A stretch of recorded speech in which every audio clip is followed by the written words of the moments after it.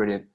So thank you for showing up, everyone. Today we've got 3 special guests in that are going to essentially walk over what they're doing at the minute, their career, and essentially how they got to where they are now. 3 complete different sort of insights into the finance industry and essentially just a good start to get the academic year rolling, really. So we've got Andrew Lewis, who's a Senior Investment Director at Brooks Macdonald, and I'm sure he'll walk through what he does and his role at the minute. We've also got Lewys Richard, who's a Chartered Financial Planner at his newly launched business. And we've also got Vivine Cameron, who's from the CII, who's going to walk us through the positives and what the CII can sort of offer you while you're studying at Swansea and further along. So, if Andrew or Lewis or Vivine, if any of you want to start and just take it from there, really. Lewis, as I've done this before, I think we ought to kick off with you. I was going to say ladies first. I think I spoke first and knocked the ball into your court, so away you go. Who's going then? Come on, Lewis. Would it help? It might help if I just put if it's a professional body representative, to put it in context, and then maybe you'll talk about your careers, because my career is not as specific as the others, and I can frame it that way for you, if that would work. Yeah, let's go through Everybody's happy with that? Okay, so I've prepared some slides as well. So I'm going to attempt to share my screen. So give me a shout when you can see. And should make it quite simple. Amazing. So I will share these slides with you after the session, Drew and Wenna, so that whoever's listening to the recording can follow along. And then there's also information in here. Brilliant. I'll have that uploaded to the social medias and whatnot. Fantastic. So let me introduce myself. I'm Vivine Cameron. I'm the Education Partnerships Manager at the CII, the Chartered Insurance Institute. So that's like a quasi relationship manager between industry, universities like Swansea, and us as a professional body. So I'm just hoping the slides will move along.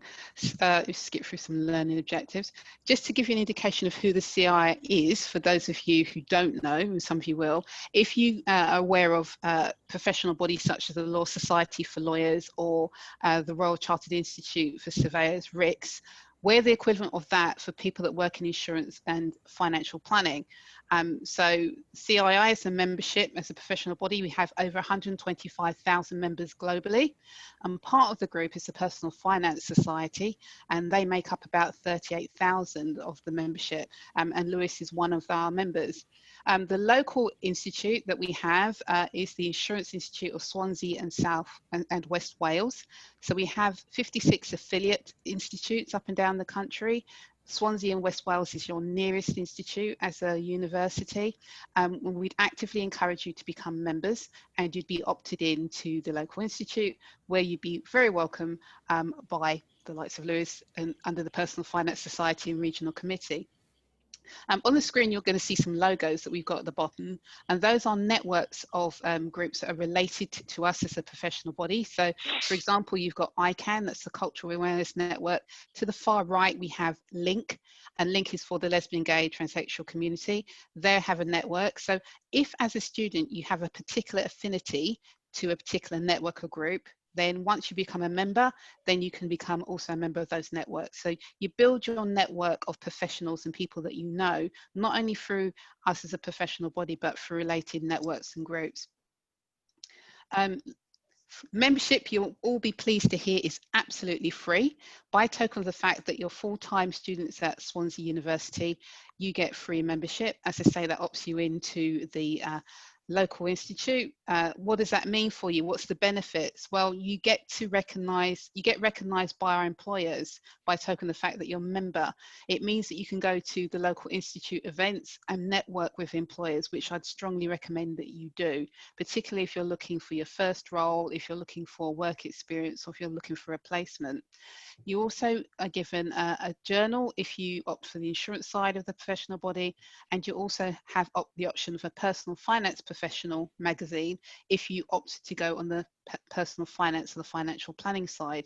So that can help inform your studies, inform your essays, your assignments, and a lot of the articles are written by leading professionals in the profession. So very good reason for you to join that.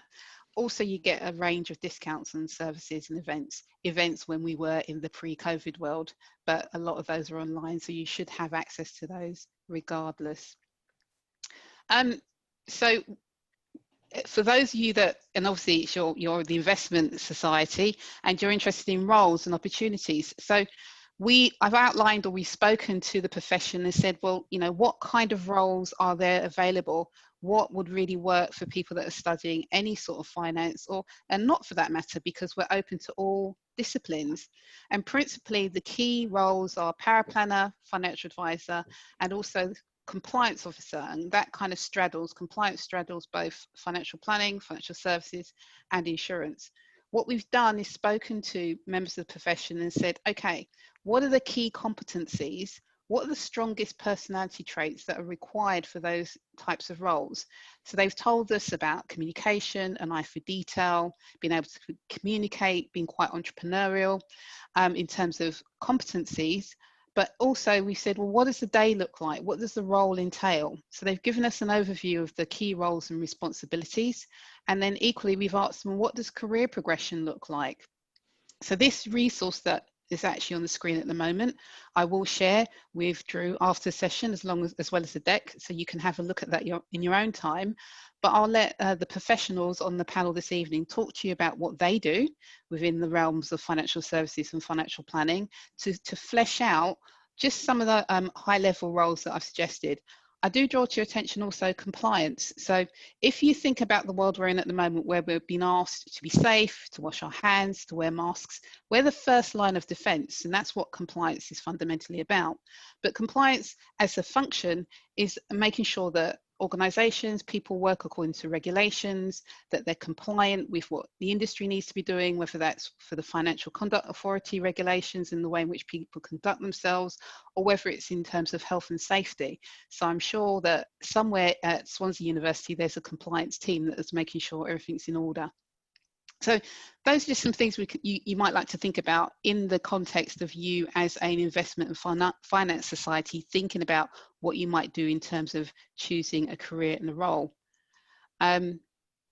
There's also insurance to think about. We won't go into too much detail there, but again, the fact that you're studying in a particular finance realm doesn't prevent you from applying for roles within insurance.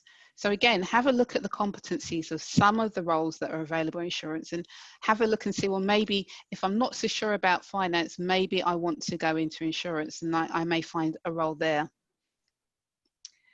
Other business functions you may want to consider, just to highlight, so IT, working in the finance department of a financial house, R&D, research and development. Just want to broaden your thinking, that you take your degree and think about it broadly. You know, you may have already decided the direction you want to go in, but we're just suggesting to you there are other avenues. And again, we've outlined some of the roles and responsibilities and the competencies you need. We also want to draw your attention and get you thinking about the impact of technology in the world that we live in now and the way that we work. So things like insurtech, insurance being affected by technology, and fintech, and how the way in which we conduct business is actually rapidly digitized and, well, already digitized and already working very much on a technology basis. So if we think about the current scenario and where we find ourselves in, we're doing a lot more transactions by card, by digital payment, insuring even by digital payment. And I'm wanting to, or helping you to think about choosing a role or career where you're still going to have saleable skills. You're going to be able to work no matter what happens in terms of the context of the developments of products, the developments of blockchain, the increasing use of algorithms in business to change the way in which business is conducted. And we've seen that there's an increase in the number of startups as a result of people being furloughed or being made redundant. So in the case of members of our profession, financial planners in particular, they've decided to go and set up on their own, and they've had the capability to do that because they've had the qualifications and the capabilities to do so. For the final year students, postgraduate students, we just wanted to share with you that, that employers recruit people, obviously, but more about the person than your degree or your qualification. So your qualification will get you a seat at the table. What they're really interested in is what kind of person are you? Are you a team player? Are you flexible? Can you communicate? Do you have good problem analysis and strong analysis skills, problem solving skills, I should say? This is because they want to see if you're a holistic person. They're confident that you're bright because you have a degree, but they want to know, can you apply that knowledge to situations when you're in front of a client or in business? Work experience is a big advantage. So if you can get some work experience, that's fantastic. But we do recognise it's quite challenging to secure a role. So that's why we encourage you to become a member of the local institute, get a mentor through the local institute. In fact, offer to be a mentor yourself, do a bit of reverse mentoring, help employers understand what the market is like in terms of you being talent, and equally consider study support. That's another mechanism by which you can get yourself an opportunity in through the door. And I strongly recommend you do that through the access of the institute or the local society. Salaries are important. So please just be aware that in terms of our profession, both on the financial planning side and insurance side, and we've looked at this on average nationally, you can start at least on 23k, and that's in the Southeast. There's 5 years experience with our quals, you're looking at 30k plus. With 10 years experience of ACII or the equivalent on the PFS side, that's the advanced diploma, you're looking at 60k plus. I seem to be missing a slide on quals, so I'll just outline it here briefly and update the slide so you can see. But in effect, there are 3 levels of qualification. There's certificate level, which is the equivalent of an A level. There's diploma level, which is the equivalent of the first year of a degree. And then there's the advanced diploma level, which is the first level of a master's.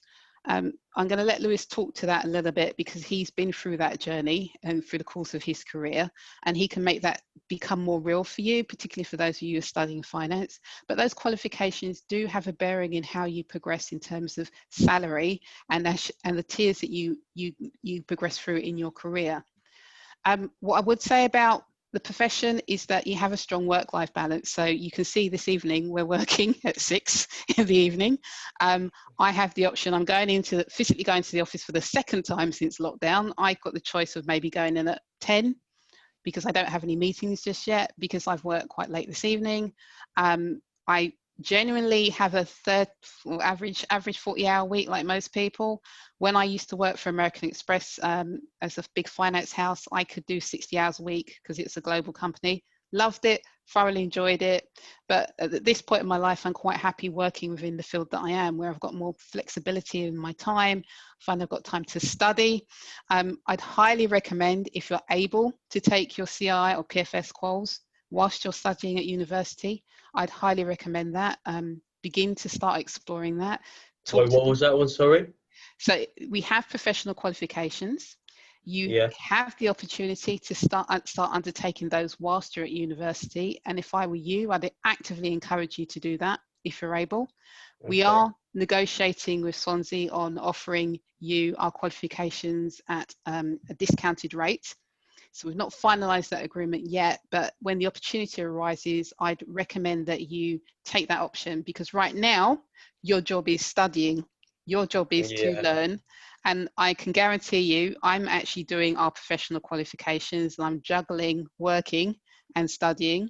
With the pandemic, I've had to delay taking my exams. What's been great about the pandemic is I've had more time in the evening because I'm not travelling to concentrate on my studies. Everyone's willing to help you and give you pointers. I'm very grateful to Lewis for giving me pointers on taking my first exams on the rung of financial planning, and gave me some really good pointers and some good study things to think about. Everyone in the profession is willing to help and spend time with you. It's one of the few professions I found that to be true. So I cannot stress and encourage you enough. Going back to the slides, and I'm coming to the end of what I wanted to share, there are many global opportunities as well working in financial planning and insurance. So we have some big financial houses. You have St James's Place, for example, but Conversely, that may not suit you working in a big organisation. So you might want to consider an operation like Lewis's. It's an SME. You may want a more intimate kind of family orientated employer where you have a bit more hands-on time. So those are things you need to think about as you're progressing towards securing a role, and making sure that you're the best fit. It's not only a case of the employer looking at you as the best fit, but is the employer the best fit for you as well? It's a two-way thing, definitely. So I've just kind of gone through a rapid rate, what I normally would, in terms of who we are as a professional body, what we do, membership and benefits, talked about qualifications. I will make sure that the qualifications breakdown is in the deck when I send it on to Drew. Giving you an overview of financial planning roles and opportunities, and we'd like you to stay in touch. I'm going to pop in the chat 2 links.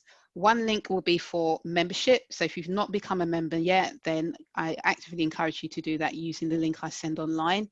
And also we'd like you to complete a survey just so that we can share this with Drew, can improve on sessions, find out the kinds of things that you're interested in.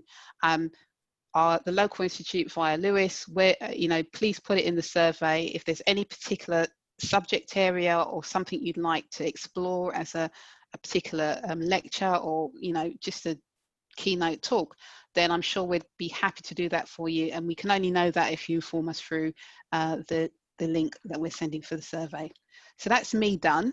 If you have any questions, I'm more than happy to receive them. But otherwise, I'm going to hand on to my esteemed professionals.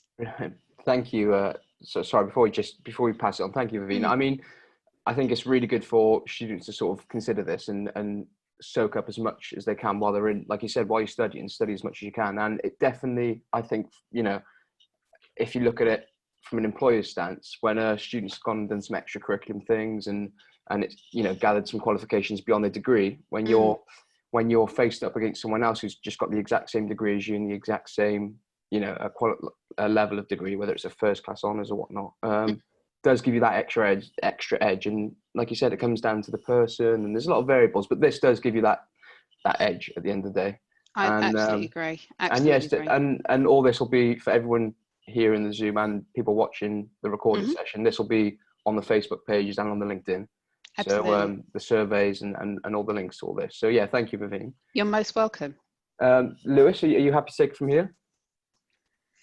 Yeah, sure. So I haven't prepared anything. I was prepared as Vivine, so but yeah, so I'll just tell you a bit about what I do and how I got to where I am, and just so you can understand what route that I took.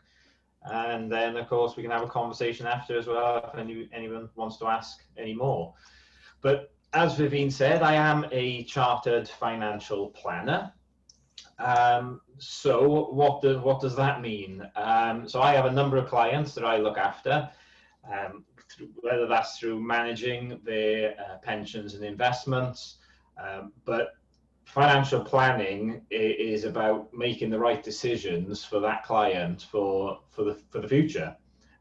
Predominantly, I work towards retirement. So the majority of my clients, the focus is on planning for their retirement or managing their wealth whilst they are in retirement.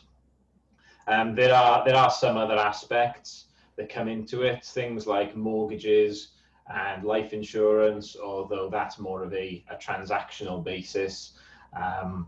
And then there's also tax planning as well. For the high net worth clients, there's inheritance tax planning, or getting technical, but there's things like the lifetime allowance, which affects pensions, that also come into it. So I have approximately 200 clients that I look after, which is, I believe it's just under £50 million worth of assets in total that I manage for my clients. So how did I get to where I am today? So a little over 7 years ago, I was in a very similar position to you guys. I graduated from Swansea University. I had studied maths.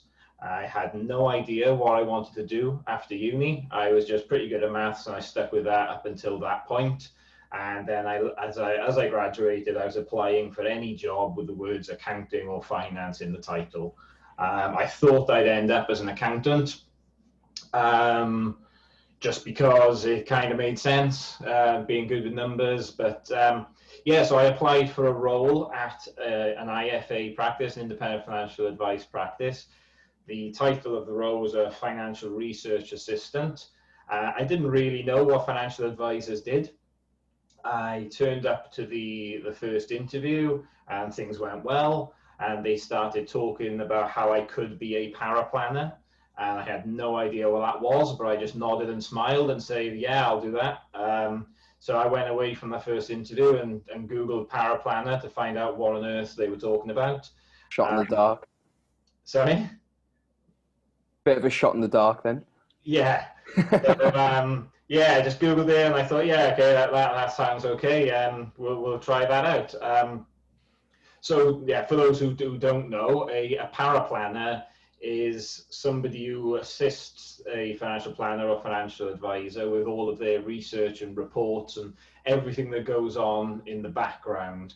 A good paraplanner would effectively get involved with all aspects of the advice except for sitting in front of the client and actually delivering that advice to them.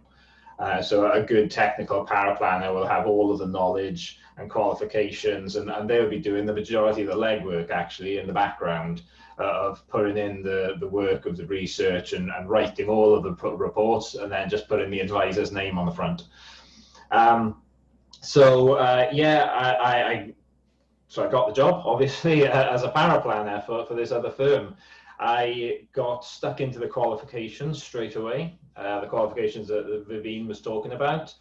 I got diploma qualified in approximately 18 months, and then I started advising my own clients straight away. I was very driven. The guys I was working for, they were aware of that, so they supported me throughout. So they started giving me some clients as soon as I was qualified. And I'll be honest, I was terrified at that point, seeing my first clients. I felt like I had no idea what I was doing, but I just threw myself in, and the guys that I worked for, they were great at coaching me, sitting through those early meetings as well and giving me great tips and advice, and yeah, it carried on from there. So for a couple of years, I was a paraplanner and advising at the same time, building up my client bank to a level where it could sustain me. And then so it must have been about 3 to 4 years ago was when I started advising full time then. And I was looking after my own clients then for the rest of my time at that company. But I now run my own company, and a few things happened. I won't tell the whole story, but effectively one of the 3 directors wanted to retire, and we couldn't find a solution that suited everyone, so they split up the company, and I started my own, and I've also purchased the clients of that director who retired. So since the 1st of June, I have been running my own company called Vital Financial Planning, and on the 1st of June was when I took over all of the clients of that director that I used to work for, who is now retired. So we're incredibly busy at the moment. He's introducing all of his clients to me. So we're conducting what we're calling handover meetings, where the 2 of us are in attendance so that he can introduce me properly, and then he can deal with any queries the client may have, and we're trying to just do a smooth handover. So we've been doing that for the last few months, and we'll be doing it for the next few months. So it's been quite intense at times, where I'm meeting up to 10 new clients a week. I'm getting to know all of their circumstances. So I'm getting to learn all of their backgrounds, taking over their pensions, their investments, and then just bringing the file up to my standard, so that we have a good foundation going forward. The company, I advertised a job role recently for my own paraplanner, which Morwenna was kind enough to post on the Swansea University jobs board, and I actually hired somebody who had just graduated from Swansea Uni. So I've just hired 2 people who have started with me. So he started just over a month ago, and I hired somebody else who started with me on Monday this week. But yeah, I hired a Swansea Uni graduate. And on the subject that Vivine and Drew were talking about in terms of setting yourself apart, the reason I picked this individual was he had been doing a little bit of work while studying for an IFA. So he only did a few hours a week, and it was only for the last few months. But that was enough to set him apart for me to pick him. So things like that, a little bit of work experience, or some qualifications really can set you apart. Because when I went through the interview process, there were a number of students who I thought I knew I'd get along with, and I knew they'd be hard workers, but it was then difficult to set one apart from the other. And it was that little bit of experience where I think he had done something like 4 hours a week for a few months, and that was enough. So it definitely is worth considering doing the exams or anything you can to set yourself apart from the crowd.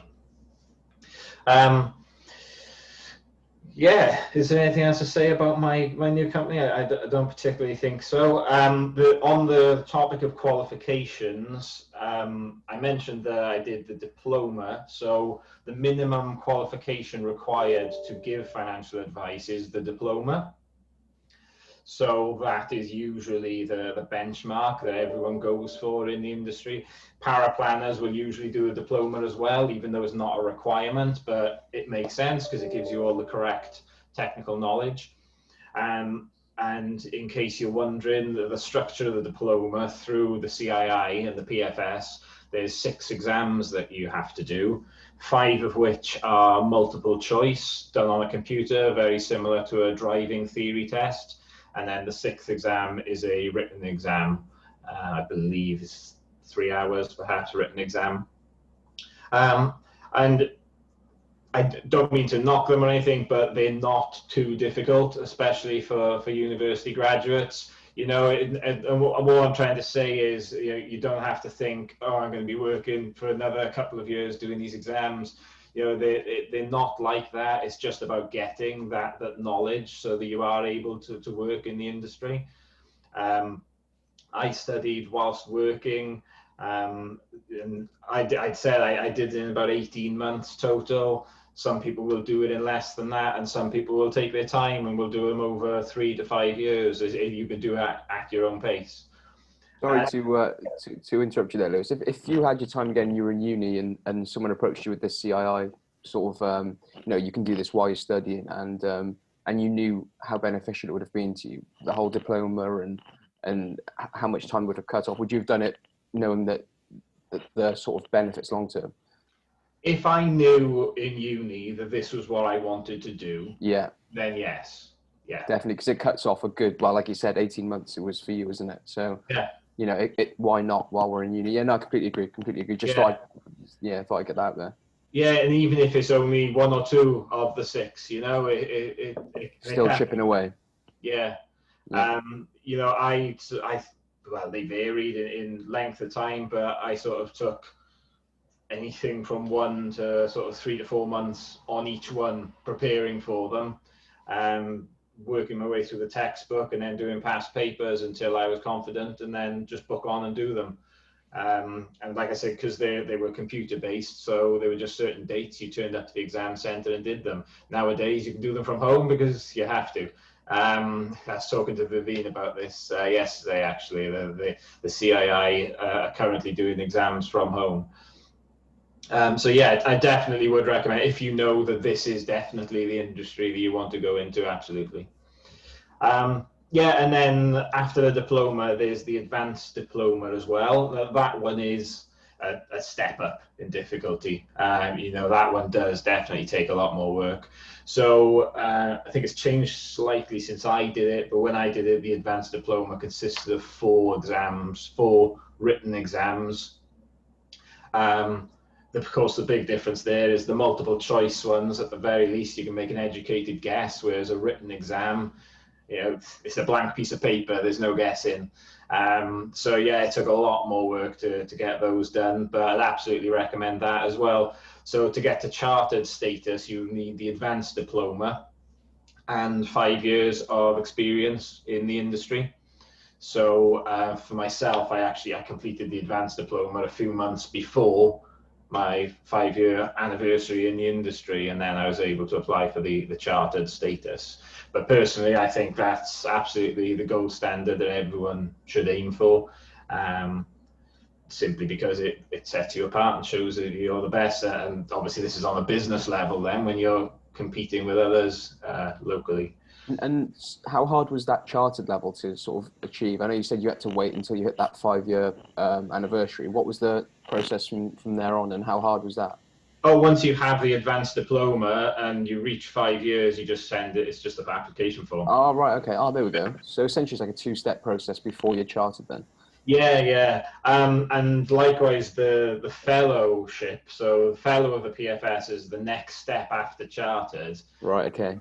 But with the PFS, it's only a matter of credits where you do some more exams to get you to the fellowship level. Right. Now, I do know that the fellowship of the CII, so that's the insurance side.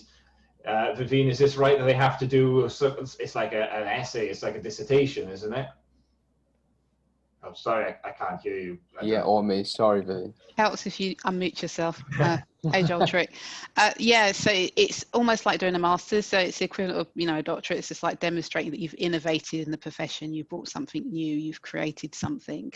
So, the important thing to remember is you're always expected to be developing. Particularly because we are so heavily regulated, you have to stay on top of everything. You have to understand what's going on. So the fact that you're innovating, clearly you're going to be on top of everything. And as well as that, you're creating as well. Yeah. But fortunately, on the PFS side, I didn't have to do anything like that. Again, it was an application form. But so I got myself to that fellow of the PFS level simply because that's as far as you can go, and I wanted to get out of the way nice and early. But some people will take 10 years to do it. They'll take their time, do it over the course of their career, because there's no requirement at that point. It's only setting personal targets. But yeah, and for students that are looking, in the next sort of 10 years, or even want to do what you've done, gather all the experience, soak it up, and get all these qualifications, and then go on their own path. It's good to know sort of the time scale and what needs to be done, and just to have that heads up and plan ahead. Yeah, absolutely. Yeah, Brilliant. So I think I've covered most things there.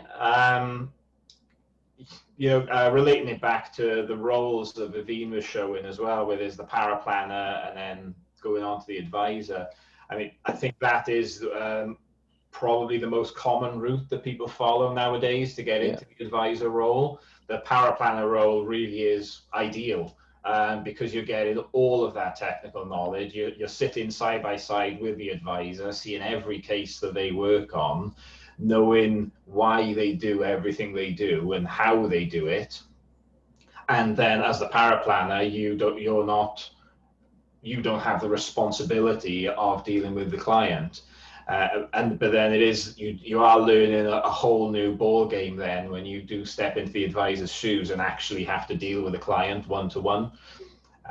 But you don't have to do that either. There's plenty of people who choose to be paraplanners long-term. Nowadays, there are so many outsourced paraplanners. Even up until a few years ago, there were only a couple that I was aware of, whereas nowadays, every time I go on LinkedIn, there seems to be a new one where there's a lot of people who have set themselves up as self-employed or set their own companies up as paraplanners, and then they work with maybe advisors who are self-employed as well, and they just work on a case-by-case basis. So it's absolutely possible to make a career out of paraplanning if you don't want to be dealing with clients. If you'd rather be doing the technical side of things, really developing your technical knowledge and your report writing skills, you can provide a support role like that. It's the perfect stepping stone into advising. And then the other role that Vivine had was the compliance officer. So for all directly authorized firms, you have a compliance officer who is responsible for ensuring that company is compliant with the regulator, with the FCA, and conducting all of the reporting required. And I'm now the compliance officer of my own firm. I chose to go directly authorized, but then there's plenty who take other routes. You can also join networks, which is where you have a bit of oversight, where the network provide your compliance and can help you with guidance. And then there's a lot of people who join smaller structures where it's not quite a nationwide network, but maybe a small group of companies where, again, you have somebody else who can give you some oversight. So there's a few different options. You know, you can join larger advice firms, or there's plenty who end up one-man bands, self-employed, having a great life, you know, where they have the clients that they look after, and they don't chase after others. They have the complete flexibility to do as they please. They answer to no one. And that's the case for most advisors. So, you know, I would absolutely recommend this career to anyone. You know, I think the path I've taken is not that common. You know, to be honest, where I joined a small firm. I was helping them run the business in a very short space of time, and then due to them reaching a certain age, I've ended up running my own firm. I haven't quite turned 30 yet, but you know, it's a very, very interesting profession. It's a very rewarding profession when you help people, because it is what we're doing. You know, I help my clients to achieve their goals. That's the root of what we're doing. The number of clients who, when they first come in, they're saying, I've got these pensions, I have no idea what they are, please help. You know, or they come in with a plastic bag full of a stack like that of papers, and they're just saying, please, you know, tell me what is it worth? You know, how can I afford to retire? And then to put that into a plan where I'm saying to the client, what do you want your retirement to look like? When do you want to retire? How much money do you want a month? Do you have any goals you'd like to achieve? Do you want to travel the world when you retire? Do you want to go and buy a motorhome? Do you want to pay for your children's weddings? And we put that plan together, and I show them the route to get to it. And then the reason that I have my clients now is because they know that I'm going to help get them there. They trust me implicitly just to help them out. And so it's an interesting role, because it's not just technical knowledge, it's people skills as well. You know, I deal with people every day. And it's to an extent, some advisors, they'll leave the technical stuff to their paraplanners, and that's why there's different roles. You know, you can leave the nitty gritty to your support and just focus on the people. So, yeah, you know, like I said, I'd absolutely recommend it to anyone. I wouldn't want to be doing any other role, to be honest. And I don't think I have anything else to add, unless there's any questions, or if you want to leave it till after. Sorry, I got a question. You know, when you do your advanced diploma, can you do that abroad as well, or do you have to do it in the UK? Yeah, I think Vivine will have more knowledge on this, but I'm pretty sure that the CII, you can do the exams in a number of countries, can't you? You're muted again. Yep, so I realised. So where we've gone to remote invigilation, you would have the capacity to sit your exams remotely. So we've got people sitting in Asia, people sitting in India, Malaysia, China, taking our exams. You'd ideally pay for them here, but if for whatever reason you have to be elsewhere. I had a student contact me and said, oh, I'm actually doing the first unit, R01, that is the cornerstone of the financial quals that Lewis is talking about. And she'd said, but I have to be in Vietnam next year. Can I still take the exam? And I said, absolutely. You just need to book your exam remotely to say you're taking it in Vietnam rather than in the UK. Yeah, because after uni, I want to go traveling for like a year or 2 years or something. So no, it's perfectly feasible. Yeah. Just a quick question, Lewis. If you know, students that are thinking of applying for paraplanning roles and you know, in the near future, what advice would you give them entering that role? So do you mean entering the role or finding the role? As in, once they secure it, sort of thing. Just like tips, that things you wish you did, or things you wish you knew when you were in those shoes, on reflection, or just any sort of friendly advice. Yeah, I mean, the thing with the paraplanner role, especially starting out, you just want to get as much knowledge off those around you as you can. I think at the very beginning, I probably had a bit of a small bubble where it was just the 3 guys I worked for. But over the years, I've developed such a network This sounds like I'm deliberately trying to push it, but it was from joining the CII and the PFS that I've established a network across South Wales. So I had peers to speak to. So in the Insurance Institute of Cardiff, we created a young professionals network. So I was on that board for a number of years, where we put on networking events specifically for younger members. So that was where I was able to speak to others, learn about how others did it. There's also nationwide groups for paraplanners. There's a group called the Paraplanner Powwow, which is all about paraplanners speaking to each other. And that's completely free as well. So it was getting these sources of information. So through the power of it, they have a forum online, and they did regional events where you can look outside your bubble of the people who are working in the office next to you and learning how others do it to innovate and develop your processes. Because, I mean, maybe it's only because I went into a small company, but I only had the 3 guys, and they were used to doing things a certain way, and they never really looked outside the box.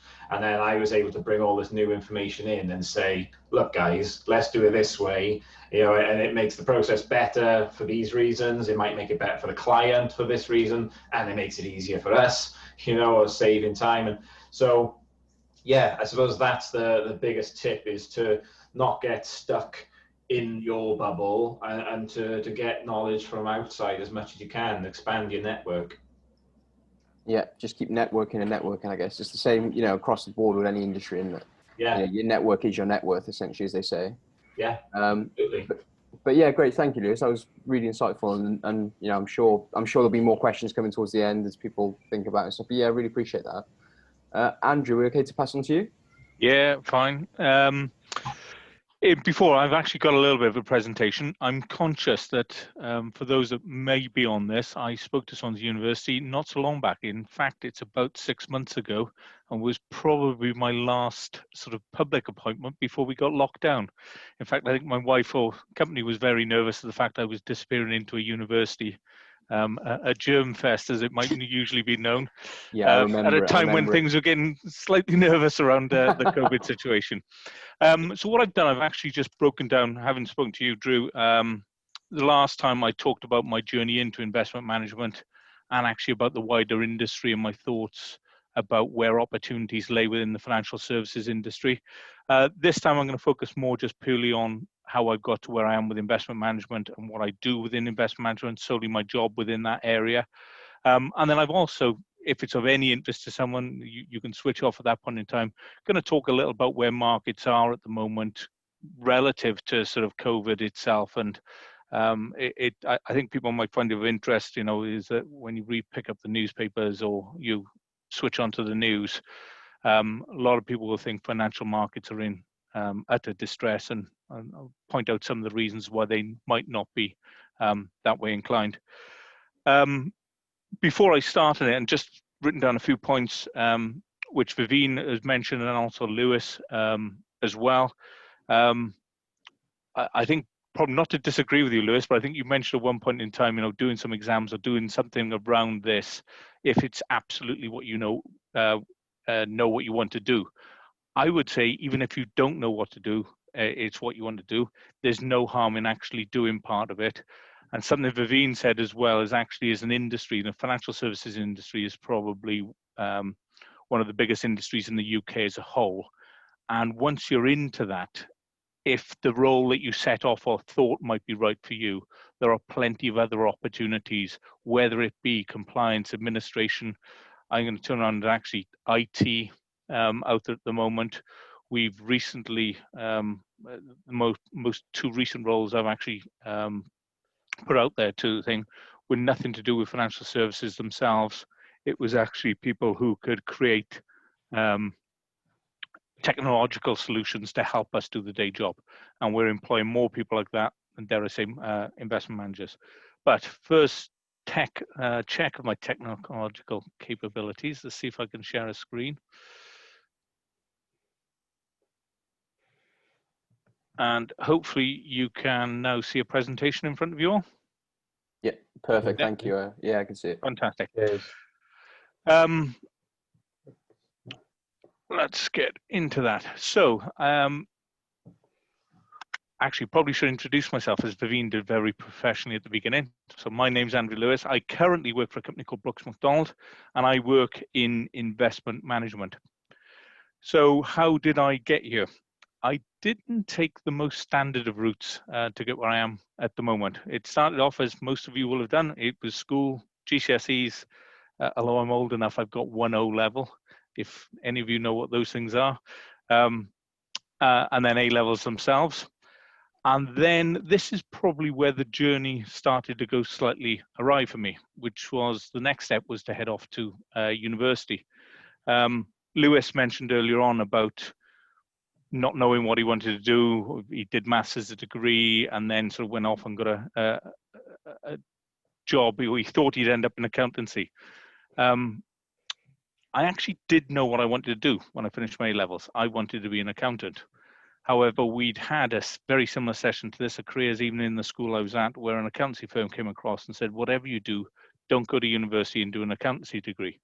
Go and do something completely different, because when you finish your degree, you're then going to have to do a set of professional exams, very similar to what Vivine's been talking about and Lewis, as well, that are very specific to the day job. And what this accountancy firm was finding, that people who did the academic accountancy qualifications were then struggling to do the professional qualifications afterwards because they thought they knew what they were doing. So they said, go off to university, do something completely different, get a background knowledge in something else. So my A-levels, I actually did maths, physics, and chemistry. And of those, I'm not trying to blow my own trumpet, but maths was relatively simple. I didn't need to do any work. It was something that came quite naturally to me. My physics A-level, I could pretty much get by on my maths, and so didn't have to do a great deal of work for that either. But of the 3 A-levels, chemistry was an absolute nightmare I struggled with. And for all of you, well, some of you might have done chemistry before, there's 2 parts of it, physical and organic chemistry. Of those 2, organic chemistry was my pet hate, and I really didn't get on with it whatsoever. So being faced with not knowing what to do in university and being 18, and all I really wanted to do was go and have a good time. My dad's a chemical engineer. Swansea University had a very good chemical engineering department. So I chose to do chemical engineering in university, a degree stuffed full of organic chemistry. And so this is where things probably didn't go the way I planned. I didn't get on with the degree, and struggled, to be perfectly honest. And I'm not recommending this to anyone. You should all stay and finish and do your degrees. Lucky for me, though, I did have another attribute. I was reasonably good at playing the game of rugby.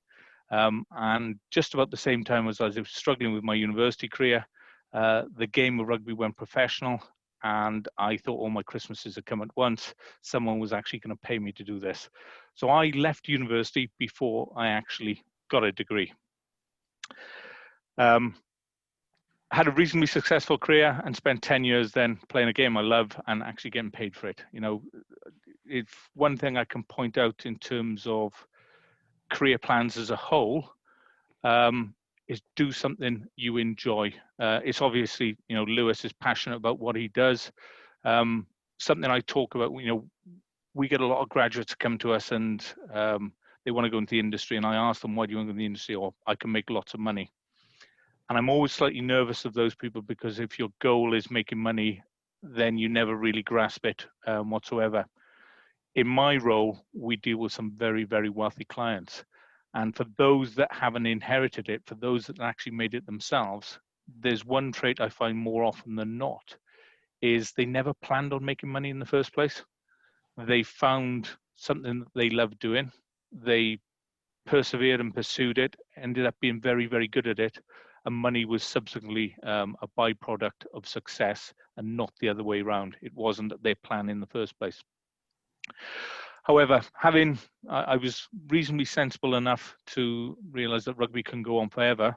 And so it's very close towards the end of my rugby career, I started to think about what I was going to do afterwards. Lewis might laugh at this, but back in those days, because I'm very, very old, dare I say the financial services profession probably, and some certain advisors out there wasn't as good as the people like Lewis at the moment. And so we had lots of financial advisors trying to sell stuff to us as professional rugby players that I didn't see it as a career that I thought was worthy of that. So someone suggested to me investment management. So at 30 years of age, I probably became the oldest graduate trainee, although I wasn't a graduate, in a company called Brewin Dolphin. In terms of the training, it's very similar to CII. There is a base level which you need to get to, a level 4 qualification. Our exams tend to be done in the investment management industry through a different body called the CISI. At the time, a level 4 qualification, which I think is very similar, Lewis, to the diploma, is deemed as the sort of minimum standard. But most of the major firms at that time would have insisted on a level 6 qualification before you could actually start practicing. And typically that took you about 3 years to achieve from the time you started. So from there, I actually went on to become an investment manager, very similar to Lewis, worked for some other directors in terms of their client banks. And typically for the company I was working at that time, it was what we would have called a private client investment manager. So they tended to deal with the clients directly. It's actually not a similar job to Lewis's, but far from it. And actually regulation has changed and that world's evolving, but they wouldn't involve a financial advisor. They would just deal directly with a client who wanted to invest some money, and they would manage a portfolio for them. At that time, again, I was very lucky to notice that there was a gap in the market, that financial advisors were, as a profession, becoming a lot better. They were now going into talking about different things about, again, exactly what Lewis is talking about, setting objectives, trying to achieve goals. And there was an opportunity within that to work with financial advisors who wanted to spend more time with their clients and less time managing money. And therefore, they then wanted to outsource the investment management side of their client's wealth to a specialist investment manager. So in that early part of my career, it's an area that I went into, and it turned out to be very, very lucky on my behalf, because probably then over the next 10 years, it was an area that expanded greatly as advisors tended to focus more and more so on dealing with the clients, spending time with their clients, and handing the money across to ourselves. So I had quite a quick progression. Because of that, I was able to build a very quick client bank within Brewin Dolphin. I was there for just under 14 years. It took me 3 years to qualify, and then in the space of the next 10 years, I went from a zero client bank to managing just under 750 million. I'll say over the course of 10 years. I've recently, about 3 years ago, now moved across to Brooks Macdonald. And in terms of sort of career progression, although I'm going to talk to you about the day job now, which is investment management, a lot of what I spend my time doing now is actually managing teams of investment managers themselves. I came across to Brooks Macdonald 3 years ago to open the Wales office, where you can see behind me I sat at the moment. But my role now encompasses everything from Devon to the top of the M5 and Wales, and covering all the offices and investment managers that work in those areas. A little bit about Brooks Macdonald. It's quite a young company in terms of investment management. You'll see a lot of the big players out there will have 100-year histories. The big private banks as well have been in existence for a long time. Brooks is a relative newcomer, only been up and running for 29 years. And again, whilst it looks like a big number on there, this was taken at the end of last year, it's 13.1 billion. It's actually just under 14 billion. Funds under management, which the group looks after as a whole through sort of 72 investment managers and 12 offices across the UK. Again, in terms of size of investment management firms, that's actually quite a small company. You know, if you go up to the what I would call mid-sized companies, they would be looking after in the region of 50 to 100 billion. And then when you're talking about major national banks, etc., then you're talking investment management mandates running into the hundreds of billions, if not trillions, if you're a big US bank. So what is my day job? I expect if, you know, a lot of you maybe tallied up investment management and thought I spend my day buying and selling investment stocks.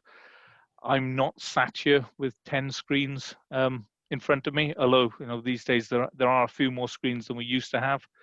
But I don't sit here looking at markets day in, day out. I haven't got two phones or headsets or whatever to my ear shouting buy, sell, making urgent trades whatsoever. Unfortunately, I'm not Warren Buffett, so I don't run a fund and manage billions of money. And probably, unfortunately for me, I'm no Bobby Axelrod, or maybe even if you're that way inclined, a Jordan Belfont. My day job is actually very much integrated. As I highlighted earlier on, I work on a day-to-day basis with financial advisors. So to sort of explain this screen here, is down the bottom, someone like Lewis will go out, meet with a client. As he said, they might come in and talk about that they've got numerous investments, pensions, ISAs, offshore bonds. And when we're working with a financial advisor and they're outsourced into investment management, the financial advisor's job is to really try and work out what that client's objectives are, then find the best way for them to save money, to meet those objectives. And that might be through what we call different sort of tax wrappers, whether it be contributing towards a pension, putting money into ISAs, and then possibly further down the line when they're looking at inheritance tax planning, etc., it might include the use of offshore bonds. Once that, so again, Lewis will assess the client's sort of attitude to risk, and then we'll pass across to us what we call an investment mandate, which means that we'll have a very good idea. We will sit down with the client, but we tend to have a more hands-off experience with the client. We will sit down and you know, make sure we understand what the client's looking to achieve. From that, we get an investment mandate, and we will build a portfolio for that client that hopefully will achieve their goals. And as you can see here, the investment portfolio isn't just about buying stocks or shares, direct equities themselves, you know, the likes of Amazon, Apple itself. We will buy different asset classes, and depending on the risk profile, we will split up the portfolio differently. So it will involve direct equities. So these are stocks and shares here. It will include stuff like we call structured products, which are products issued by banks. There may be some investments in cash, property, alternative investments like absolute return funds, infrastructure funds, hedge funds, and then also fixed interest, government bonds, corporate bonds. And our job is to get the right mix of those assets to achieve, hopefully achieve what the client is looking to do. And as I mentioned earlier on as well, that might not just be in one portfolio. We might be managing a portfolio where the client has a general investment account. So that's just a normal account where they would be exposed to tax in the normal ways. An ISA, which would be a very sort of tax efficient environment that the government has created, where you get allowances every year for people to save monies, whether it's not subject to income or capital gains tax. A SIP is a certain type of pension where it can be managed. It can either be self-invested or managed by a discretionary fund manager. So this might be part of their retirement. And also an offshore bond, which is, again, a certain type of tax wrapper that has beneficial tax rates, mainly for inheritance tax sort of purposes. One of the things, actually, again, notes I put down earlier on, Drew, you asked Lewis, you know, what would you want to have for a paraplanner or in this industry? I think one of the first things you really should have before you go and get an interview, whether it be for, I think Lewis was probably quite lucky when he said he walked in, he didn't have a clue what a paraplanner was or not. Interviews are a bit tougher these days. We'll expect people to take far more of an interest. Is just to take a general interest in products themselves, you know, understand what an ISA is. I'm not going to judge the level of understanding on here, but you'd be amazed sometimes we get solicitors, accountants who are actually clients, and they've never used an ISA allowance. They don't even know what an ISA is. So just because you're intelligent doesn't mean that you're financially intelligent.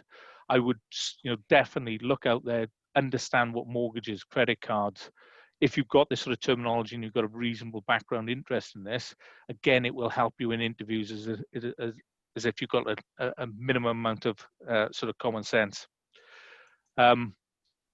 Also, and it is difficult, and I know I will get a host of requests probably after this, I categorically agree with Drew in terms of getting experience in a firm, financial advice firm. Anything you can do that when you're going for a role has shown that you've taken an interest in it, and there's no better way to show that you've actually taken an exam in what you're looking or potentially looking to do.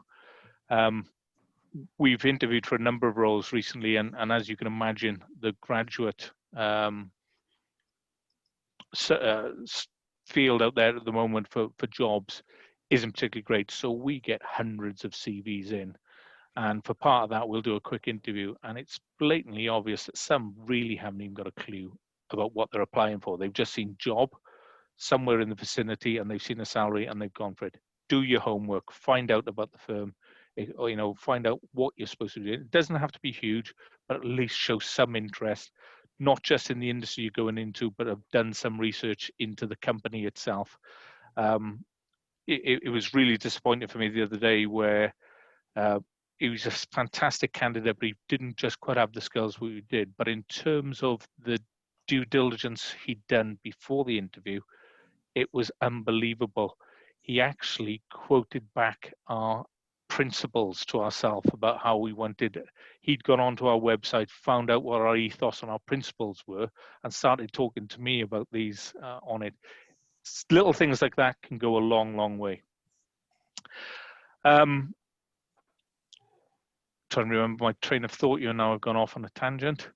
So typically, as I said, within putting a portfolio together, then depending on a risk profile, and we cater these individually to clients themselves, we will split a portfolio up between different asset classes, and you'll see here then within the equities themselves, we'll make decisions on whether it should be you should be investing in Northern America, Japan, where geographically we're making those investments as well. And then typically we'll put together a portfolio for a client which will consist of somewhere in the region of 25 to 30 different investments. Once that's put together, pretty much the ongoing part of it then is just a continual monitoring part. So there's various parts of that where obviously our analysts are continually monitoring the funds that we pick to make sure they believe that they're the best funds there. But in terms of the portfolio itself, we're monitoring how the different sectors are performing and carrying out on regular basis what we call a rebalance.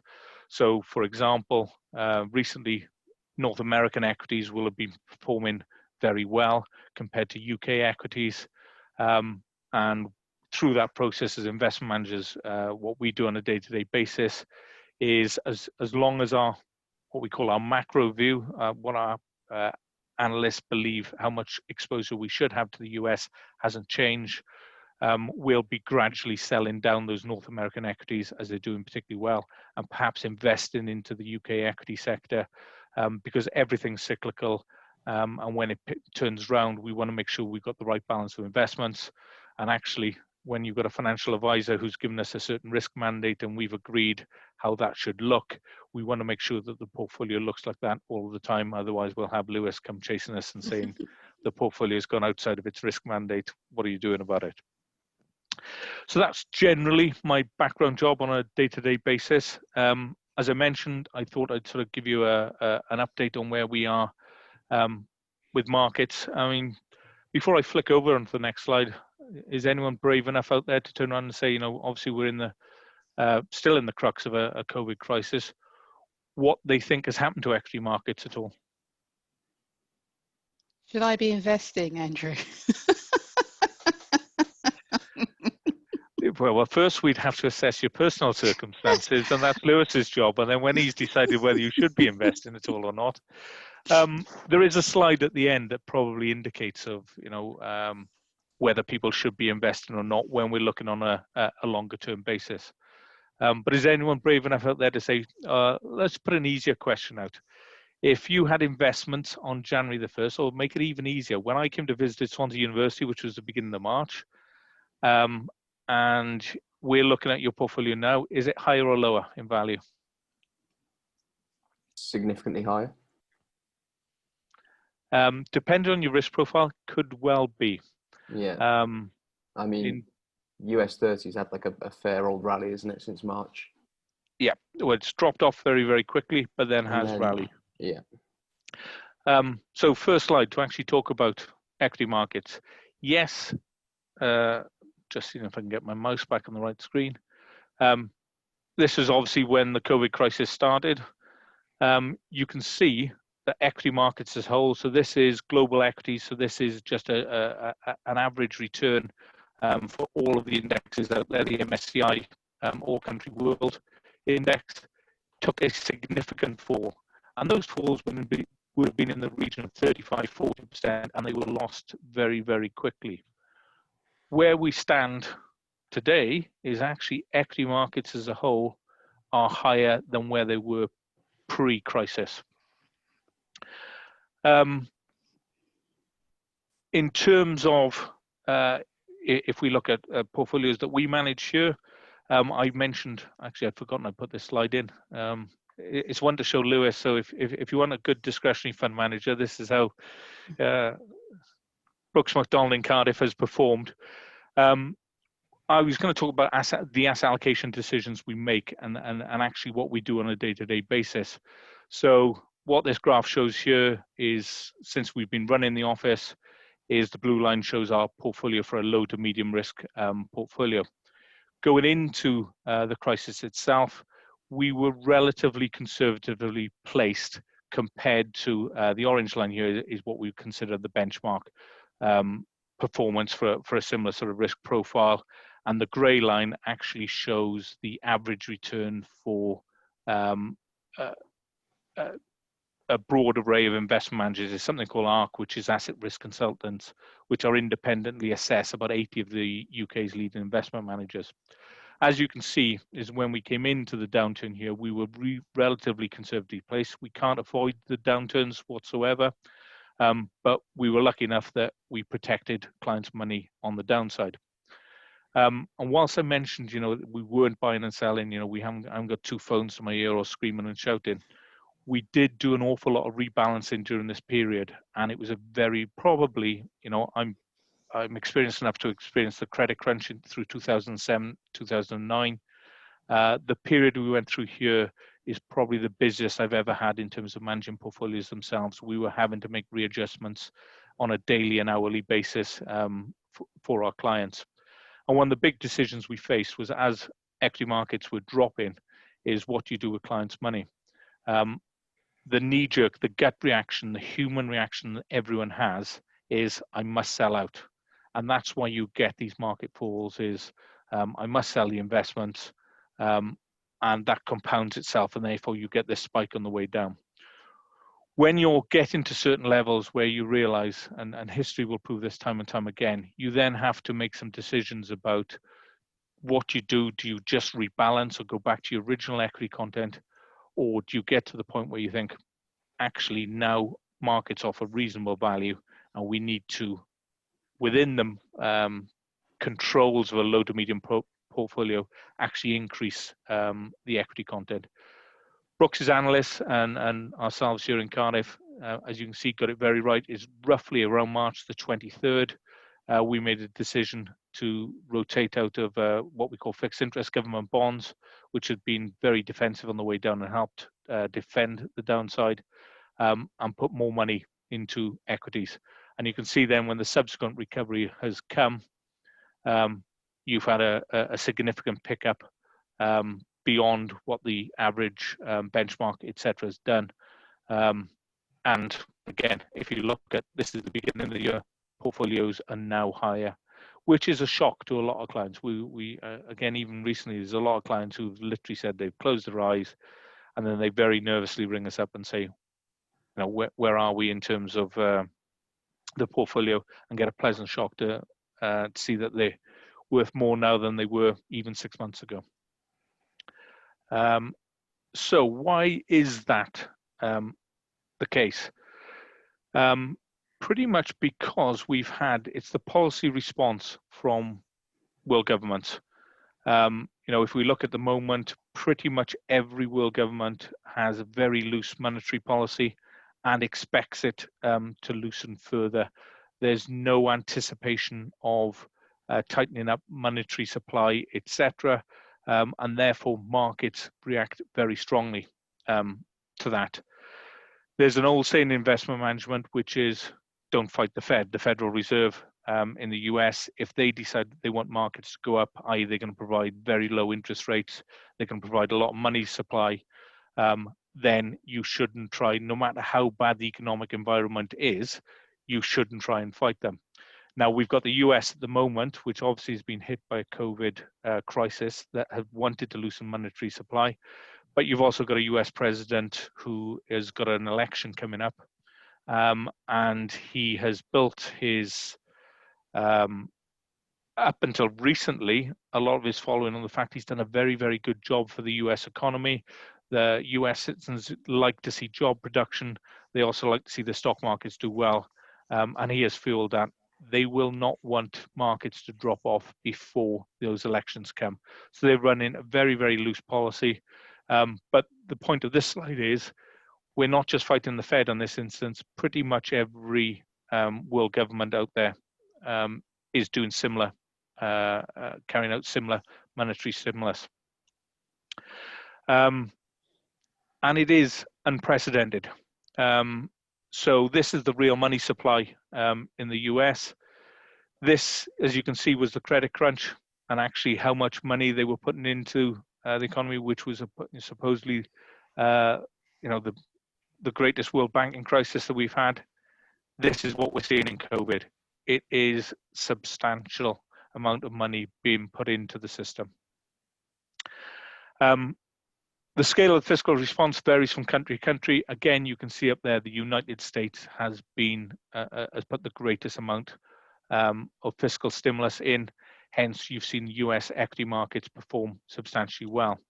And if we went back to this graph here, whilst, global equities are up as a whole, just about, it's not been equal across the board. You can see the UK equity markets are actually down. There are some other reasons I can talk about for that, but you can see the likes of the US and China are doing substantially well. Sorry to interrupt, Andrew. With the whole sort of stimulus package has been introduced by America, how do you think that'll affect the economy sort of 5 years or 10 years from now? The sustainability behind this whole stimulus, this stimulus injection from the Fed.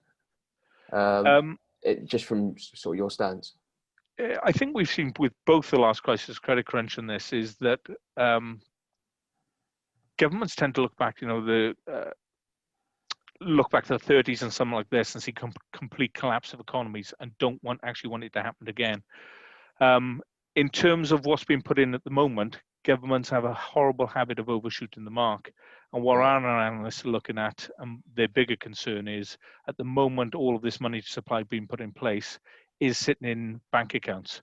We've seen deposit amounts on deposit within the US and even within the UK explode enormously. You're seeing money going into fixed interest investments. At some point in time, when this crisis passes, a lot of that money might find its way out into equity type markets or needs to be invested. This is what governments are wanting people to do, is they're wanting people to invest in the economy, build things, come up with new companies, put infrastructure in place, hence this massive amount of fiscal stimulus. What they will continue to do is batter that hammer for as long as it takes.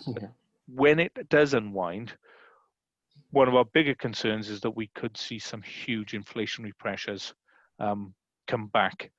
And that is the other evil within, most world governments want steady growth. The UK has an inflation target of 2%. They very rarely get it right. We've struggled to get inflation where we want it now, but I think the bigger concerns in the financial markets, and I'm not talking next year or the year after, exactly what you were talking 5-10 years hence, is when this money comes out into the system, comes away from government bonds and goes out into a more constrained equity market, then you could see huge amounts of inflation come into the economies. Yeah. The point I was going to make here is one of the reasons it's saying here is that global performance disguises the regional variations you see in certain equity markets doing far better. One of those is because their attitudes towards COVID, but a lot of it is actually to do with the underlying stocks themselves. So within the sectors themselves, you see this is very oriented towards the US, but you're seeing companies like Apple doing extremely well, whereas you're looking at more of the value stocks, your finance sectors like JP Morgan and Exxon Mobil not doing so well. If you look at the US market as a whole, you're looking at the top 4 holdings there that account for a huge amount of the index itself. The S&P 500 is Microsoft, Apple, and Alphabet, which is Google itself. If you look at the FTSE 100, our index, or the UK index, is stuffed more of financials, big banks, HSBC, and some big resource companies, Royal Dutch Shell, BP, etc., which have had a horrific time through this, because we've also seen a collapse in the oil price. One of the reasons being is obviously people are using less oil, but then you've also had a bit of a battle breakout as well, a price war breakout as well, where Saudi are now trying to flood the market with oil itself. And Vivine, this one's for you, is should you be investing? One of the biggest things we look at in terms of when we're deciding our asset allocation of how much should go into fixed interest, into government bonds, and how much should go into equities that provide real returns, is what we call, is looking at the earning yields. So what this graph shows here is, in purple here, is the US 10-year Treasury bond yield, which you can see is virtually nothing. So if you've got money in your pocket at the moment, you've got a choice. You can go and put it in a bank account. Any of you getting more than, in the UK, the last, I think, yield, interest yield over 1% was National Savings and Investment. Huge amounts of money stored up within that saving environment, especially by the elderly. The government last week dropped it down to, Lewis, you'll probably know this better than me, I think they dropped it down to 0.1%. So they've virtually taken away any of the interest that you're going to get within those banks. I won 50 quid on the premium bonds though this month. Ooh. Well, it'll probably be the last Very month nice. you've done it, because I think they cut the premium bond payout rates as well. That was the first win I got after like 7 months though. So I was so chuffed. I couldn't believe it. I was like, 50 quid. I'd frame it if I was you, because it might be your last as well, because they've Print it out of the cash machine and put it on my wall. There won't be no cash in 15 years probably. It's all like chip and pin sort of. yeah, we might all be trading in Bitcoin, Yeah. or we might have gone completely back to bartering in the market with We might just be passing each other gold and silver at Yeah. that stage. Yeah, go back With to the goods. Middle Ages. I've completely lost my train of thought now. Thank you, Leo. No. I just So wanted to say, don't lose hope in premium bonds. It's a money tree, literally. Yeah, and as Lewis will point out, is it's tax-free as well. Bonus. Mm-hmm. Completely backed by the Treasury. So in terms of earnings yield here, you've got a choice. If people got to somewhere to put your money, Vivine, so those hundreds of thousands of pounds you've got sat in your bank account at the moment, you can put it in your bank account and earn nothing, while inflation might roar away from us at 2-3% in the future, which means actually you're losing money. Or you can make a choice to invest into equities, And the blue line here shows the forward expected earnings yield on US equities, 12-month forwards earnings yield. And you can see there is a significant gap. And this is measured. So typically when you get gaps like this opening up, it means at some point in time, if you get a movement from fixed interest government bonds and across to equities, not because people think equities are a good investment, it's the lesser of two evils, then equities are very much subject to supply and demand, and you can get a bit of a run on equities. There are only, you can't create new equities. The governments can create new money, but you can't create new companies in which to buy shares, and therefore you get straight into a supply and demand pickle. More people buying equities, the price will go up. And last slide, very, very similar into the UK, if not a wider gap. UK 10-year bond at the moment is almost negative. And actually, if you look below 10-year bonds, for the first time in my career, probably the first time ever, within the UK, we've seen negative yields. So i.e. you have to pay the government's money for the honour of lending the money itself. And at that point, It's and crazy, Leo, isn't and it? the reason they do it, Leo, the reason they do it is exactly as you pointed out there. It is government backed and therefore deemed as the utter safe place to put something. Yeah, you should. Yeah, you should put just like $1,000 in there or something. But it's really good. It's really good. It's been really good for me. I've only done it Lewis for about scratching his 3 head years. there. Lewis smiling there. Yeah. I've only done it for a few I- years, and I've gotten about I don't know about £200 from it or £300. So it's worth it. Like, Yeah. that's how I see it. That's me finished. Main intention was maybe more so to throw the floor open to questions to see if anyone had any queries, but I think the floor looks slightly less diminished than when I attended in physical form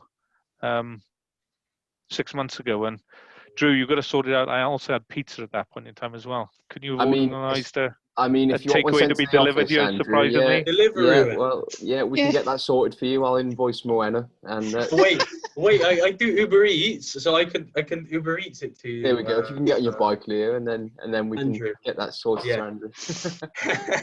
But no, I appreciate Vivine, Lewis, Andrew. We do appreciate you coming today and doing this for us, because it is hard with current sort of pandemic. It just does make it really hard getting people to sort of take time and speak, because obviously, especially within the industry, it's pretty 100 mile per hour at the minute. But yeah, is there any questions? Anyone here that wants to throw a few questions in? Trying to think of one. Sure, you've got one, Leo. Yeah. Well, because I've got quite a bit of money in premium bonds. Do you think I should keep? Because I'm investing now in like a index fund, like because my dad has his investments, and I've got mine. And do you think I should just increase that in? Because I don't know, because I feel like if I keep putting money in premium bonds, it will just be sitting there like doing nothing, and it won't be the inflation that would happen in the future. Do you think I should invest more?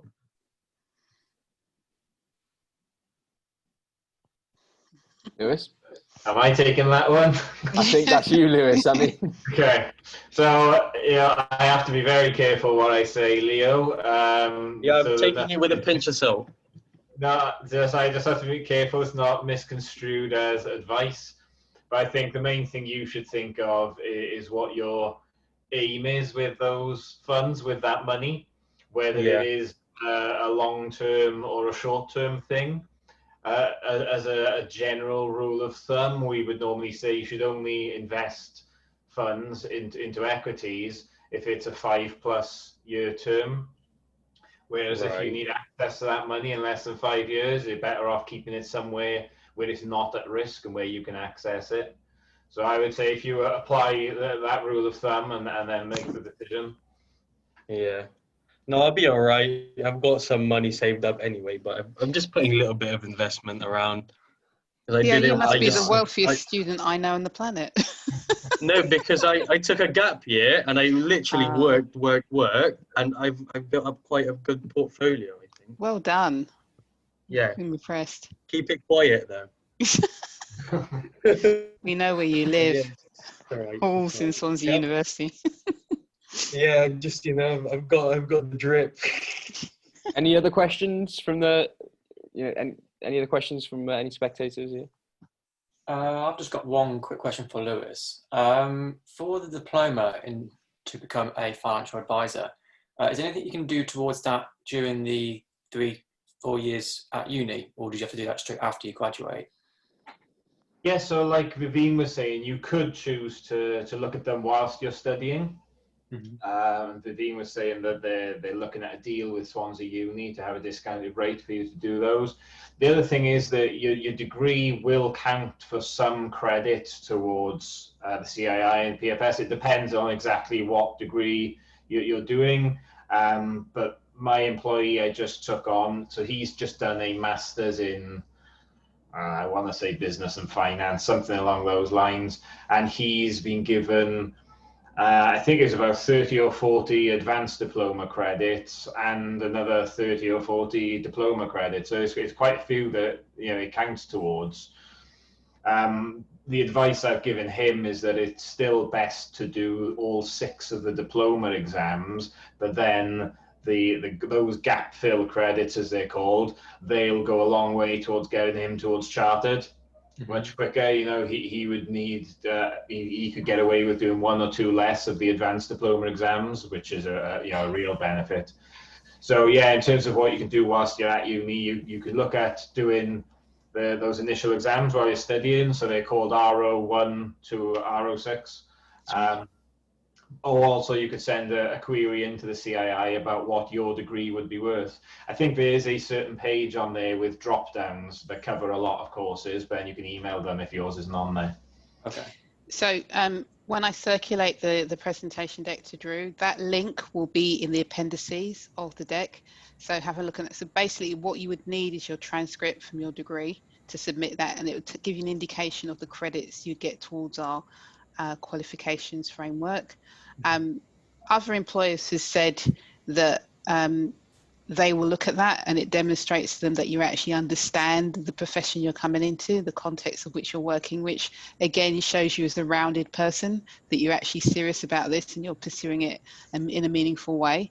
The other thing that is suggested is, so the ROs that Lewis is referring to, it may be more efficient if you're only going to focus on one unit to do that in your final year.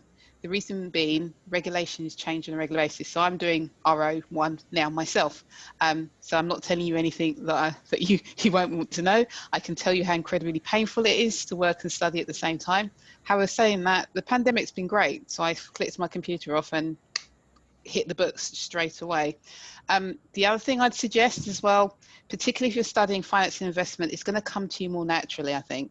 It's been a while since I did my business degree, and I have the discipline, I understand conceptually, but I have to work and think a little bit more harder about what I'm reading and understanding. But I think you find if you're already doing finance investment, it's going to come to you really, really easily. It's the first unit, I can agree. I've been told this and I agree. It's the most interesting and challenging unit, but once you get that base unit under your belt, you're going to find it easier to progress. So I'm on target from where I want to go. I'm going to take a different route than Lewis has done. I'm sort of heading for financial advice kind of approach to give myself options, and that's something I'd really like you to think about. And picking up what Andrew said about making choices about what you do. I love what I do. The fact that I'm sitting here at 25 to 8 in an evening is because I enjoy my job. If you have to spend several hours of your day doing something, make sure it's something you enjoy. Make sure it's something you're interested in, you're engaged in, you're going to want to grow and develop in. By the looks of you all, I don't think it's going to be too much of a struggle. But that's a life advice skill I'd suggest for you. I got a question with work experience, like during the summer. If Corona is gone by next summer, would it be alright to do some work experience with your company? Like, how do I do it? Do I apply online or do I email you or something? Is that to Lewis or to me? To you, yeah. So my recommendation is, I'm actually based in London, and the CII is the professional body. We don't actually have internships and graduateships. What I'd recommend you do is definitely join the local institute. So that's the Swansea Institute. There's a plethora of employees employers rather there. So, you know, we were talking earlier about building your network and getting to know employers. Go through that route.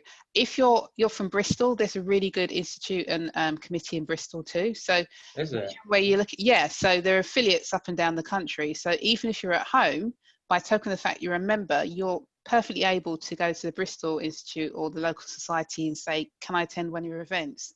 You're a member. Yeah, my dad's got some friends that are like, because some of his friends own what's it called, financial planning like institutes and stuff.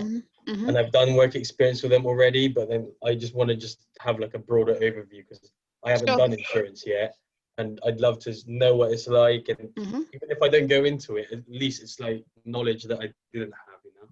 And Absolutely. More experience in any, well, literally just soak up as much experience would be my sort of advice. So, like I was with like all sorts of different firms within the finance sector, and you know, whether you're picking up people skills or you're picking up terminologies or just your generic sort of how you'll mold yourself going into future positions, it'll just any experience will aid that. Definitely would be my advice here. So pre-COVID, the PFS would have quarterly regional conferences, as we called them. So it's a full day event where we'd have 6 or 7 speakers. So this was training for people in the profession. So we'd have 1 or 2 people like Andrew would come along and talk to us about what's happening in the market. And then we'd get some specialists on pensions in, some specialists on tax, and there would be a broad range of subjects. And we have about 120 local advisors and staff would come to these events. They're in the Cardiff area. And for the last year or so, Morwenna has brought a minibus of students down to the Cardiff events. So we would host, some of you might have been there. I apologise if I don't recognise any of you, but we usually had sort of 10 to 15 students along to those. And so relating to what Vivine was saying about getting involved with the Institute, that's a great opportunity for you to get talking with not just advisors in the area, but also people like Andrew from the investment management companies. There are fund managers there are pension and investment providers. You can get talking to those. I know for a fact that at one of the events, it was either the beginning of the year or towards the end of last year, one of the students got a work experience opportunity on that day from speaking to one of the providers. Now, of course, in these circumstances, it is a bit trickier. You know, this is more for perhaps if COVID does go away next year, because at the moment, the PFS is of course can't have those events and they're all online instead. But the other advice I would give to find work experience is to just reach out to local companies. Most financial advice firms are quite small. You know, there are some nationwide ones, but the vast majority are very small, whether they're one-man bands or just 2 or 3 advisors and some support staff, but they are dotted all over. You can find them on Google. Reach out to them, and you never know what you'll get. I mean, I could say from my point of view, it's not very often it happens, you know, and then if there's a firm that actually they're looking for an extra pair of hands, and then they see that initiative of you going out of your way to contact them, you never know what you're going to find. LinkedIn's great for that as well. LinkedIn. Yeah, absolutely. Yeah. So LinkedIn, it's just, you can just literally search for, even if it's like a specific role that you're looking to get experience on, and then someone that's in that role, you know, you just speak to them about it. And, you know, again, just like we've done today, but obviously be more over it sort of you're texting it, if you like, or you're typing it. But LinkedIn's a gem, things like that. Yeah, and just with your LinkedIn, just use that to utilize your soft skills. So, for example, I get hundreds of contact requests from students. The ones that stand out to me, the ones that tell me who they are, what they're studying, where I met them, which webinar, could often. I mean, I've helped quite a few students put them in front of employers where they've particularly been challenged. So utilize LinkedIn in the right way. Look at your profile. You know, make sure that you've got a really snappy personal statement about yourself and what you're interested in. Some of our employees on the insurance side told me that they actually go through LinkedIn and trawl and use the algorithms and the systemic. I gotta get my haircut before getting a selfie for LinkedIn, though, isn't it? Well, yeah. Good. Think about, looks matter. They do. I mean, obviously, think about, a professional picture on your LinkedIn profile, but, conversely, there's some that think, I want to look like an interesting person. So here's me biking, for example. But, overarching, you've got to think about that as your calling card, as your business card, telling the employer, employ me. Well, why should I employ you? Well, let me read a little bit about you and see if it informs whether or not I'm interested in even entertaining you. So think about, carefully when you approach employers or you approach people about opportunities, make sure you've got a snappy elevator pitch as to why you're interested and why they should employ you, and equally do your research. As Andrew was saying, he's impressed by that chap that he interviewed, but didn't quite cut it, but it's made an impression on him, and that's about his soft skills. What didn't quite cut it though? Like what was missing with that? Like what? For us, actually, we were employing for a coder, someone who could actually coding machines, and it was something that he'd done as part of his degree, but not his degree was actually in aerospace engineering, and he had done some coding in part of his dissertation, and it just didn't add up in terms of his knowledge in what we were looking to do. But as I say, his preparation, etc., was fantastic. Something Vivine's pointed out here, and while we're on the subject of social media, I employed quite a number of people within Brew and Dolphin as we went from an office of 8 to over 40 over the years. I hate social media. I expect all of you are on social media. I don't go on it quite so much, but I use Snapchat. Make sure it is cleared up or very, very private. Over the years, we used to get lots of graduate CVs. First of all, they can all look much of a muchness these days because people are taught how to do them. We would get down to a short list that we would look to their thing. But before I do that, I would give the youngsters in the office, I would give them 2 hours in the morning and say, right, go scour social media and get rid of anyone who, and you'd be amazed at what you can find on there. And one thing to point out in our industry now is it's not just about passing exams. There's a big piece on ethics, and the way you conduct yourself. And there is an awful lot of research done into your background, etc., before you can get into it. So just think about that. Things have changed. Be careful. Professional look. Don't put what is your email address. Look like this is no word of a lie. I did have a CV a number of years ago where the personal email address was, I think, sexy hot chocolate girl or something like that at Hotmail. And it was a perfectly good CV, etc. I mean, you're looking at this going, why have you put that on a CV? If you don't, if it's a joke email address or something you can remember at the moment, it's dead simple to set another one up for the purpose of receiving relaying CVs back and forth. I got one final question I got, because I'm not doing finance as a degree. I've got economics, but I'm doing this online course about I think it was something to do with like a financial analysis course, and it's on Udemy. Would employers like you, would you respect those kinds of side qualifications? Like, I don't know. I think. What do you think about it? Is that accredited by anything? I don't know.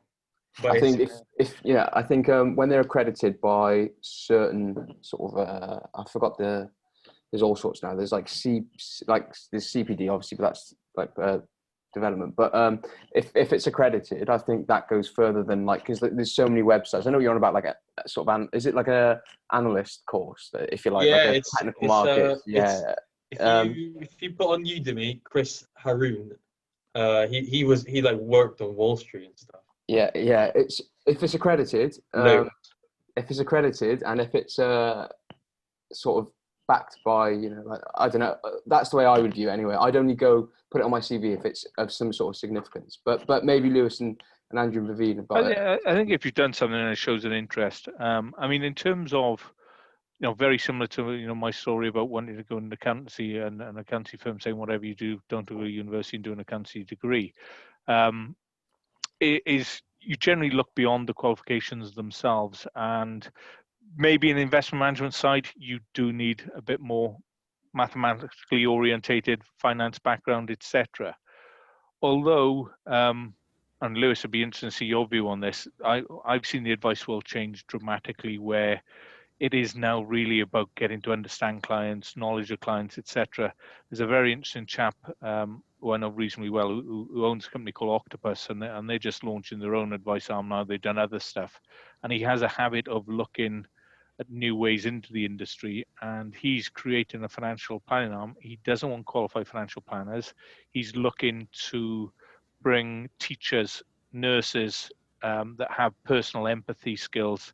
He's looking for people with degrees in psychology, etc. I think you mentioned this. Yeah. About when you were last in the union. I remember that stuck in my head, how interesting it was, how it's more so now, it's very, very like really focused, like client orientated, rather than the product comes sort of second. You need to understand the client really in depth. You categorically need to understand the client. There's it's improving, but I've always, sorry Lewis to say this, but of some of the best advisors I see are females. Why? Because they tend to be a bit more nosy than males do. So actually when they're doing the fact find, they really want to dig in and not just, the financial information. They really get to find out what that client is about. And that is where advice is going these days, is understanding the person and not just, a line I can leave you with, and it sort of opened my eyes to the way financial advice was going. And it was given by a lady called Julie Lord, who is quite renowned in the industry in South Wales, and for years was ahead of herself in terms of what cash flow planning, which is now becoming a major part of financial advice. Is she has a quote that says, "There's no such thing as a financial objective. There are life objectives which need financial resourcing." And therefore the job of the advisor is to really drill down to what the life objectives are and what people are looking to achieve out their life, and then putting a financial plan in place to allow people to do that. And again, the kind of skills involved in that side of things, as I said, might be more softer skills, empathy, etc., rather than having fantastic financial analytical or economic knowledge. Yeah, adding on to that, I mean, even though I have a mathematical background, I mean, you don't even need to be good at maths to do what I do, because there is always a calculator on your desk. And quite frankly, you should be sort of double checking things anyway, or you're putting things through systems which are doing those kind of things for you. It's not a mathematical based role at all. It is definitely more to do with the people skills. And in terms of the financial analyst aspect, that's more to do with what Andrew does. I don't do that. Some advisors do build their own portfolios and think they can do that job as well, but I think they're kidding themselves. They're usually charging more for the privilege as well. But no, so I don't do the nitty gritty of the investment management. I have an understanding of all the things Andrew's talking about, of course, but nowhere near that level, and I don't want to either. So what I do is getting to know the clients, getting to know what they want, and helping them get there. And where I've been taking over a lot of new clients recently, because I've bought these clients from my former colleague. He's a brilliant advisor, but he was more old school. So he didn't focus much on the financial planning. So I've had meetings recently where I'm closing out the meeting, asking the client, what do you actually want from this money? Do you have any goals that you would like to achieve in life? And then they're kind of stunned for a second, because they've never really been asked that before. And suddenly they're getting to tell me, like, oh, actually, I'd really like to buy a holiday home in Cornwall. And so I'm putting that in the plan straight away and saying, right, let's get you that holiday home in Cornwall. And then that's where the client really gets value from the relationship. Yeah. Well, brilliant. Thank you, Vivine, Lewis, and Andrew for taking time today. And yeah, I mean, I'm sure you might get a few I might get questions coming in from the people who've watched the recorded session and stuff. I'm sure I'll send them your way if I do get them. But yeah, we do appreciate you taking time for today, and you know, I'm sure we'll reconnect some point in the future. Yeah, thank you very much for all your advices. You're welcome. Thanks very much, guys. Thank you. Thank you. Cheers, Okay. guys. Bye. Bye bye.